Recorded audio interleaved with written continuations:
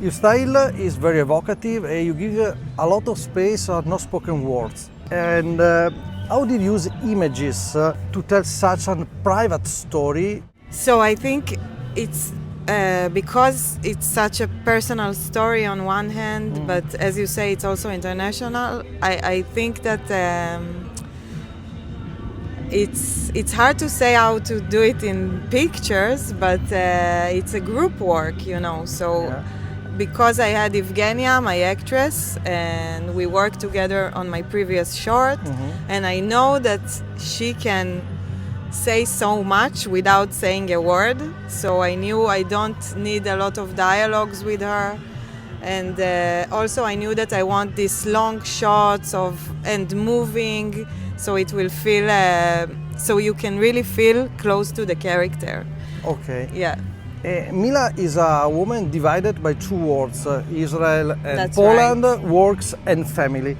This is a very important situation that affects a lot of people in the world, in the Western Europe, but all over the world. What do you hope audience will feel upon watching your movie? I hope they will experience Mila's journey, emotional journey.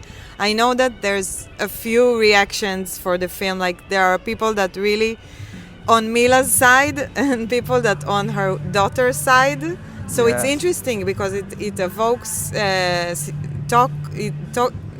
conversation about what is the place that you sacrifice and what is the place that you do for someone else, and that's what I want it to be, to make a conversation. Okay, and when Mila comes back home, she faces problems with her family and also with herself.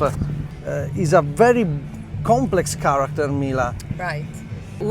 Before I wrote the script, I made a big research, and I talked to many women that works in Israel, and one of them, I talked to her when she was in Israel, and later I had the opportunity to visit her in Ukraine, in her small village, and then I could really see it in my eyes what a big gap, you know, like, and she's torn between the two, and it's a bit shocked to see it in your eyes, like her life in Israel and then her life in the little village there.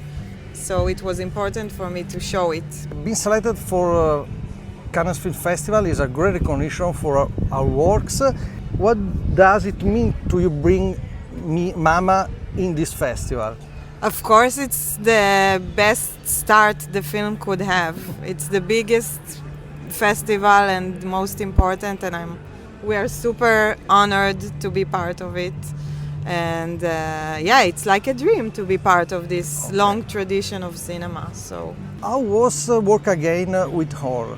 Yes, it's our second movie together, and I was waiting for this because we have such a strong artistic connection, and we understand each other without talking a lot, and we have, which is for me, it's one of the most important things when you work with a director, is the same sense of humor. So, you know, it was a long way because with Corona, 2 wars, both are not finished yet, and this was the reason that we switched the character from Ukrainian girl to Polish girl. What was the biggest challenge you had to face playing this character? להצדיק אותה, איך לומר להצדיק אותה? I will tell you. No. To make her right. Okay. To understand her, because it's very complicated character, and it's very not easy to connect her and to love her. Yeah. And of course Polish. I played Polish, which is not my language. yeah. And looking back at the experience, what was Mama left you, an actress and as person? This experience, this character, this story, is a very strong story.